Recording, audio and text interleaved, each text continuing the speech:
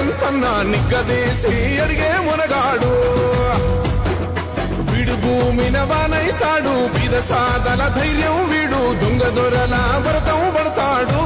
మన రేవంత్ అన్న పేద ఇంటికి పండుగ తెస్తాడు సోనియమ్మ దివెనతోని రాహులన్న సైనికుడయ్యి పెద్ద కొడుకై యుద్ధం చెయ్య సిద్ధమాయే రేవంత్ అన్న 3 రంగుల జెండా బట్టి సింగమోలే కదిలిన